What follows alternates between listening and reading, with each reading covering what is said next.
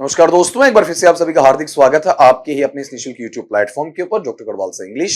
आपके सवाल हमारे जवाब for all the competitive examinations में आपका इंग्लिश सब्जेक्ट पार्ट नंबर 42 में आपका हार्दिक स्वागत है। ठीक है, आपके जितने सवाल आपने पहले पढ़ लिए उन्हीं से आगे हम इसे प्रोसीड करना चाहेंगे। अभी तक आप 350 सवाल पढ़ चुके हैं। 351 पिछली बार में मैंने बच्चे के लिए कहा था, उसी का एक सवाल इसमें और ऐड किया जो छूट गया था टाइप करने से आपका, वहां पर उसको हमने यहां लिया है। I was determined to mortgage the car, I was determined that the car should be mortgaged। ठीक है, तो पहली बात तो ये देखो कि अपने पास में पैसिव किसका बना रहे हो। ठीक है, पैसिव जब आप यहां पर इसका बना रहे हो टू मॉर्गेज का, तो ये मेरे पास में टू प्लस वर्ब का फर्स्ट फॉर्म है। किस में जाएगा? To plus be plus verb के थर्ड फॉर्म में। तो मैं ऐसा कर सकता हूं टू बी मॉर्गेज्ड, कोई दिक्कत नहीं। लेकिन ये फ्यूचर सेंस देता है, तो फ्यूचर सेंस में सजेस्टिव मैनर में मैं टू प्लस वर्ब के फर्स्ट फॉर्म को modal plus be plus verb के थर्ड फॉर्म के अंतर्गत भी रख सकता हूं। तब यहां वाले पार्ट में क्या रखा गया? शुड बी वर्ब का थर्ड फॉर्म। ऐसा ये ऑलरेडी आपका आई वॉज डिटरमिन्ड यहां पर क्या है? आपका पैसिव है। ठीक है, अब आगे वाले पार्ट में अगर आप ऐसा कहते हैं आई वॉज डिटरमिन्ड, ठीक है, टू बी मॉर्गेज्ड, ऐसा हो सकता था आपका वहां पर द कार, लेकिन नहीं, अगले ने क्लोज को तोड़ के काम में लिया आपका वहां पर और आगे वाले का पैसिव बनाया, तो उसको असर्टिव में ले लिया। असर्टिव में लेने का मतलब ऑब्जेक्ट का सब्जेक्ट बना दिया, तो इसे मॉडल ऑक्सिलियरी की जरूरत पड़ी। सीधा सीधा to plus be plus verb के थर्ड फॉर्म में नहीं रखा गया। अगले सवाल की तरफ बढ़े। आपका next question, choose the correct option. क्या कहा अगले ने वहां पर आपका? The most typical semantic roles of a subject are agentive and instrumental. The most typical function of direct object is that of affected participant. या the most typical function of the indirect object is that of recipient। ठीक है, एक बेहतरीन सवाल यह है कि इसमें चार कथन तुम्हें दिए गए और तुम्हें इन चार कथनों में से चूज करके बताना है कि क्या, चार का मतलब तीन है, ऑल ऑफ दीज को मैं चौथा कथन नहीं बोलूंगा, ये तीनों सही है या तीन में से कोई एक सही है। तीनों सही है तो ऑल ऑफ दीज ले आओ आपका, और तीन में से एक है तो बताओ कौन सा है, और अगर वहां पर दो गलत हैं तो दो गलत हैं कौन से और क्यों हैं, ये जवाब आपको इसमें ढूंढना है। तो फिर कैसा रहा आपका जवाब? वहां देखो, देखें, पूछा यह है कि करेक्ट ऑप्शन तो द मोस्ट टिपिकल। बेटा टिपिकल का मतलब यहां हार्ड नहीं होता है, टिपिकल के मायने होते हैं स्पेसिफिक, विशिष्ट। तो ये जो आपका विशिष्ट अर्थप्रद भूमिका का भाग है, जो उस विषय से मतलब उस कर्ता विषय से जुड़ा हुआ है, वो वहां एजेंटिव, कर्म करने वाला, कार्य करने वाला, कर्ता कारक अवस्था का मुख्य भाग बिल्कुल होता है। एंड इंस्ट्रूमेंटल है, उपकरणीय आधार पर बिल्कुल रहेगा आपका। The most typical function of direct object, direct object vote का जवाब देता है ना, is that of affected participant, के इसमें प्रभावित पार्टिसिपेंट है कौन। ठीक है, सीधा सीधा उसकी तरफ क्या करेगा? असर डालेगा, बिल्कुल। The most typical function of the indirect object is that of recipient. ठीक है, ये किसको मिल रहा है? ठीक है, उसका प्राप्तकर्ता कौन है, ग्राह्य कौन है आपका। तो ये सारी चीजें वहां करेक्ट नेचर में चली जाती हैं। आप वरीयतापन डालें, वरीयता के आधार पर इनमें कम ज्यादा किया जा सकता है, अदरवाइज हमें कम ज्यादा नहीं करना है। ठीक, अगले सवाल पे, strike while the iron is hot. क्या कहा कि चोट मारो जब लोहा क्या हो आपका? गर्म हो, तब चोट मारने की बात इसमें बताई गई। इसमें आपसे सब्जेक्ट वाला पार्ट है, वो आपको देखो कैसे दिया हुआ, वो सुनना आपका। एक्चुअल में स्ट्राइक मेरे पास में वर्ब का काम कर रहा है, वर्ब को मैं दूसरे शब्दों में प्रेडिकेटर कह सकता हूं। तो शुरुआत प्रेडिकेटर से है, यहां प्रेडिकेटर, यहां प्रेडिकेटर, यहां प्रेडिकेटर, यहां प्रेडिकेटर। अब अगली चीज सुनो, क्या कहा कि तुम लोहे पे चोट मारो। कौन चोट मारेगा? हिडन सब्जेक्ट है यू, यू इसमें छिपा हुआ है, तो ये सब्जेक्ट है, लेकिन है कैसा? Hidden, S S S, hidden ज्यादा बेटर अभी तक ये है। ठीक, और कब मारो? While the iron is hot. ठीक है, तो अब आप गौर करो, ये पूरा का पूरा किसमें काम कर रहा है? बताओ, देखिए, आपका एडवर्बियल पार्ट में काम कर रहा है। ठीक है, तो यहां पर अपने पास में पूर्णतया अपन ये नहीं कह सकते आपका कि ऑब्जेक्ट इसमें है क्या, नहीं है। ठीक है, वहां वाले पार्ट में अब ये जैसे वर्ब का कॉम्प्लीमेंट तो ये है, ठीक है, लेकिन एक्चुअल में आपने देखा हो तो ये पूर्णतः ऑब्जेक्ट यहां पर नहीं है, पूरा का पूरा यहां पर ये कॉम्प्लीमेंट अकेला नहीं है, तो ये दो चीजें यहां से हट जाएंगी। अब दो में अगर मैं इसको ऐसा लेता हूं कि सब्जेक्ट है, तो ये क्लियर सब्जेक्ट नहीं दिया है। अगर मैं एसपीओसी मानूं तो भी वहां पर क्लियर नहीं है, ये मेरे पास में हिडन स्टेट में है, तो मैं इसे ब्रैकेट में रखना पसंद करूंगा। तो क्या आएगा आपका वहां पर? प्रेडिकेटर, और उसके बाद में आपका एडवर्ब का पार्ट आ जाएगा, अजंक का पार्ट वहां पर आ जाएगा। There is something causing her distress, वहां कुछ ना कुछ तो ऐसा है जो कि उसकी व्यथा या पीड़ा का कारण वहां पर आपका बनता है। ठीक है, तो आप ये बताओ दे किसका काम कर रहा है, सब्जेक्ट का। इस किसका काम कर रहा है, वर्ब या प्रेडिकेटर का। Subject predicator subject predicator subject predicator. ठीक है, अब यहां पर चेक करो समथिंग, कुछ ना कुछ जो वोट का जवाब मुझे दे रहा है, मतलब ये क्या करेगा, ऑब्जेक्ट। ऑब्जेक्ट का काम करेगा, ऑब्जेक्ट ऑब्जेक्ट ऑब्जेक्ट ऑब्जेक्ट। यहां तक सारा सही चल रहा है। ठीक है, अब आगे भी तो एक फंक्शन है आपका वहां पर। ठीक है, अब इसके आधार पर अगर आप छांटते हैं तब बताएं इसमें आंसरेबल सिचुएशन क्या बनेगी। तीन चीजें इसमें सेम है, मतलब इसके अलावा भी तो एक फैक्टर है। पांच इसमें है नहीं, चार ही फैक्टर आपके पास में है। ऑब्जेक्ट आपके पास दो इसमें है नहीं। ये जो पार्ट आया कॉजिंग हर डिस्ट्रेस, ये कॉजिंग हर डिस्ट्रेस इसको मॉडिफाई कर रहा, मतलब ये मॉडिफायर है आपका। ठीक है, या फिर इसे मैं एडजेक्टिव का पार्ट कह सकता हूं आपका, जो इसमें एक्चुअल में कॉम्प्लीमेंट का काम वहां पर करेगा। तो आंसर क्या बनेगा, SPOC वाला हिस्सा। अगला लो, she has been a long way.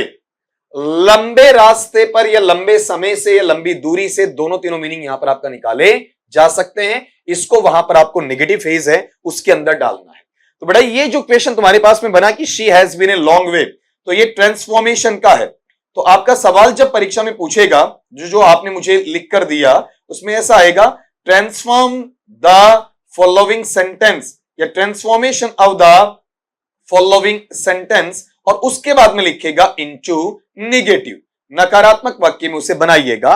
तो यहां पर सवाल अपने पास दिया है शी हैज बीन, बीन यहां पर पार्टिकल के रूप में आ रहा है, वर्ब के थर्ड फॉर्म के हिसाब से आपका ए लॉन्ग वे, लंबे रास्ते के लिए। ठीक है, अब इसका नेगेटिव अपन बनाएं, इट मींस यहां पर नॉट का होना जरूरी है, जो मुझे चारों सेक्शन में आपको वहां पर देखने को मिलेगा। ठीक है, तो जनरली अपन ये देखते हैं कि इसमें नोट तीनों में चारों में दिया हुआ है she hasn't been a long way. ठीक है, she hasn't been a far way, she hasn't been far, और she hasn't been a far away. तो इसमें दो तो आप इजीली काट दोगे ना, पहला तो ये काटोगे, यहां पर ये अपने आप में कंप्लीट ही नहीं है, शी हैजंट बीन फार। ठीक है, she has been a long way, वह इसमें ट्रांसफॉर्मेशन में कंप्लीट ट्रांसफॉर्मेशन नहीं, मीनिंग है ना, मीनिंग के साथ में हल्का सा चेंज हो रहा है, तो कंप्लीट ट्रांसफॉर्मेशन नहीं कहा जा सकता है। वह ज्यादा दूरी वाले रास्ते से, ज्यादा दूरी वाली जगह से। ठीक है, वो है तो आप ये कहेंगे ज्यादा दूरी या ज्यादा लंबे रास्ते से वहां पर नहीं है। मेन फैक्टर क्या है यहां पर, ये FR वाला है। ठीक है, FR वाला बेटा सेकेंडरी होता है। ठीक है, ये ध्यान देना। वे का आप अवे कैसे कर देंगे, नहीं होगा। ठीक है, अब यहां पर आप लॉन्ग का फार कैसे करेंगे, तो नजदीकी, एकदम क्लियर आंसर नहीं है ये, नजदीकी आंसर ये मिलेगा, she hasn't been a long away. ठीक है, सिंपल नेगेटिव चेंज करवा दिया, पूर्ण ट्रांसफॉर्मेशन इसमें देखने को नहीं मिला है। ठीक है, अगले सवाल पे, ये उसी बच्चे का सवाल है। Into the past people thought that the earth was flat. बेटा यहां पर आपको क्या करना था, इसमें फुल स्टॉप लगाना था, यहां पर ये नहीं आएगा, कॉमा नहीं लगेगा आपका। तो ये जो इनटू द पास्ट है या इन द पास्ट है, अगर आपने वहां पर ये टू लगा भी दिया होता तो असर नहीं पड़ता, ये तो साइड का साइड में रहेगा। ठीक है, यहां से ये जो पार्ट है ये पूरा का पूरा आपका ऑब्जेक्ट बनकर इट लेकर आएगा, वर्ब का सेकंड फॉर्म वाज या वर में जाएगा, वर्ब का थर्ड फॉर्म थॉट आ जाएगा। ठीक है, और बचा हुआ that the earth was flat ऐसा लिखा जाएगा। ठीक है, आप इसका एक पैसिव और भी बना सकते हैं, the earth was thought to be flat, ऐसा भी लिखा जा सकता है। ठीक है, या ऐसा बन सकता है आपका वहां पर कि the earth was considered to be flat, ये अलग अलग तरीके से बनाया जा सकता है। अगला सवाल, he met with his father yesterday.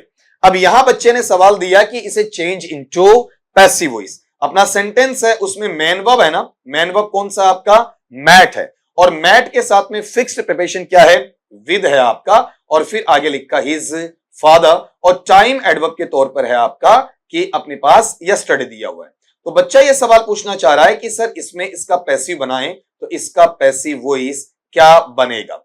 तो आप पहली बात तो ये देख ले, finite, non finite, transitive, intransitive, आपकी भाषा में ट्रांजिटिव, इंट्रांजिटिव, सकर्मक, अकर्मक है या नहीं है, उसके अकॉर्डिंग अगर आप वहां पर लेना चाहें। ठीक है, तो सिंपल सी बात है कि पहली बात तो आपको इसके अंदर मैट के साथ में जो विद दिया हुआ है उस विद को आपको चेंज नहीं करना है, उसको वहीं पर आपका रखना है। ठीक है, तो आप क्या कर लेंगे बेटा, यहां पर हिज फादर को पहले लेकर आ जाएंगे। ठीक है, और इसे हिज फादर को पहले लाकर आपका मैट वर्ब का सेकंड फॉर्म है, ये मैं फंक्शनल स्टेट में बता रहा हूं, नोशनल में नहीं जाएगा। यहां वॉज ले लेंगे, ठीक है, और वर्ब का थर्ड फॉर्म मैट आ जाएगा, मीट, मैट, मैट, और विद इसके साथ में फिक्स्ड प्रीपोजिशन इर्रेगुलर पैटर्न में रहेगा ही रहेगा।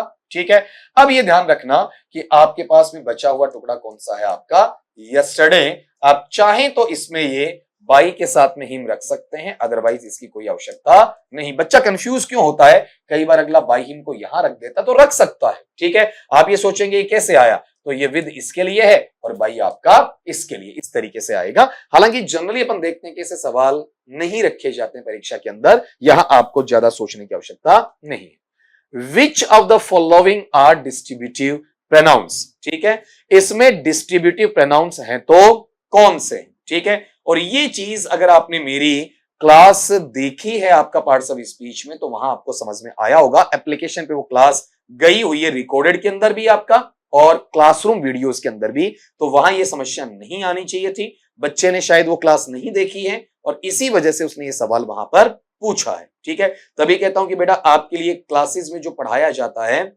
उसमें छोड़ा ना करें, उन चीजों से आप वहां दूर ना हटा करें, क्योंकि ये आपके लिए काफी फायदेमंद होते हैं। बहुत सारे सवालों के जवाब तो आपको वही देखने को मिल जाते हैं। अब यहां पर अगले ने जो पूछा है उसमें पहला है आपका ईच वाला और दूसरा इसके अंदर है आपका वहां पर एवरी वाला। ठीक है, इसमें बच्चे की ज्यादा दिक्कत किस में आएगी, आइदर वाले में आएगी। सबसे ज्यादा बच्चे ने यहां पर यह सोचा होगा कि आइदर बनेगा या फिर नहीं बनेगा, और फिर इसमें है आपका नाइदर। तो निम्नांकित में से डिस्ट्रीब्यूटिव प्रोनाउंस हैं कौन से आपका, ठीक है। तो आप ये गौर करना, ये सारे के सारे जो प्रोनाउंस अपने पास में है ये इंडिविजुअल मेंबर्स आते हैं आपका वहां पर, और कहीं ना कहीं आपका इस चीज को शो भी कर देते हैं कि इसके आसपास के पार्ट में वहां लगने चाहिए। बच्चे ने नीचे ये भी कहा आपका इसका प्रॉपर कॉम्बिनेशन है, वो प्रॉपर कॉम्बिनेशन कौन सा बनेगा, एबीसी ईच एवरी और आइदर बनेगा, एबीडी ईच एवरी और नाइदर बनेगा, एसीडी ईच आइदर नाइदर बनेगा, या एबीसीडी ईच एवरी और आइदर नाइदर, सारे वहां पर आपके बनेंगे। तो आपके पास में जो डिस्ट्रीब्यूटिव प्रोनाउंस की मैं बात करता हूं, तो उसमें बेटा मेरे पास में पूरी ग्रुपिंग का सेंस वहां पर रहना चाहिए, जिसमें ईच बन जाता है, आइदर बन जाता है, नाइदर बन जाता है।